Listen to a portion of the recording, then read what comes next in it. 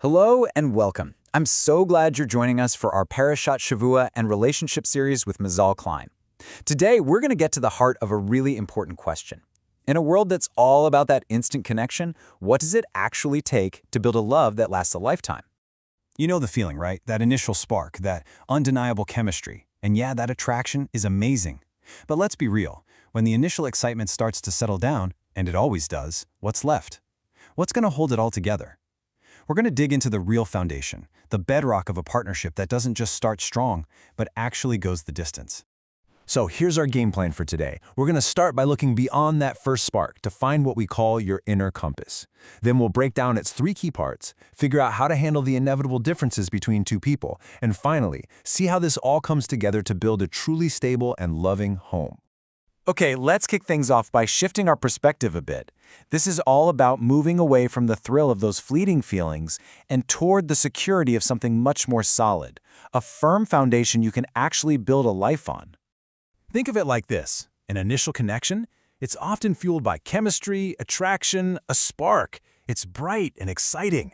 But a lasting foundation, that's built from something way more durable. Your core values, your fundamental character traits, and what you're aspiring to in life.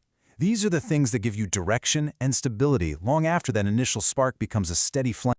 So if that lasting foundation is made of values, traits, and aspirations, where do we even begin? Well, that brings us to the most crucial step of all, finding your own inner compass. Because you know what? The journey to finding the right partner always begins with understanding yourself first. And this internal compass, it's not some kind of mystical idea. It's a super practical guide for life's biggest decisions.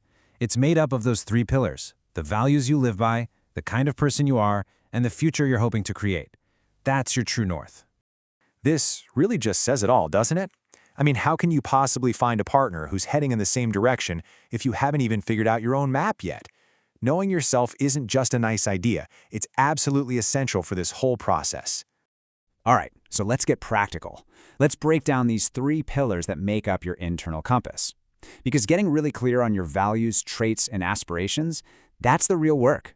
That's how you define who you are and what you're truly looking for. First up, we've got to ask about our values. What are those non-negotiables for you? The principles that guide your decisions, even when nobody's looking. These are like the invisible architecture of your life. Is your world built around family? Is honesty just your default setting? Are you driven by a spirit of giving, or is tradition a cornerstone of who you are? Knowing the answers is the first step to finding someone whose life is built on a similar blueprint. Next, let's move on to the second pillar, your traits. This is where we shift from what you believe on the inside to how you act on the outside.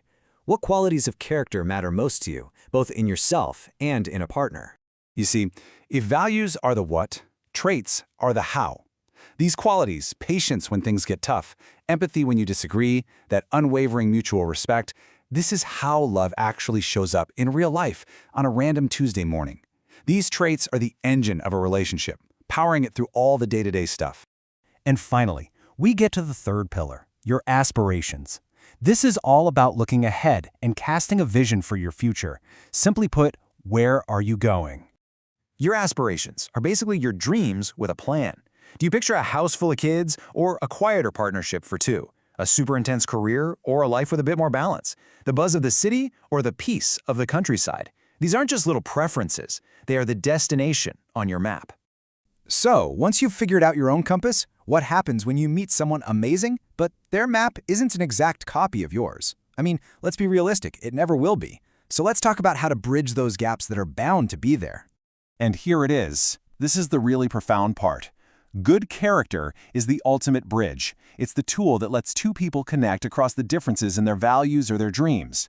And this is exactly why that second pillar, our traits, is so incredibly powerful. Just think about how this works. When you have different ways of doing things, patience lets you navigate that without getting frustrated.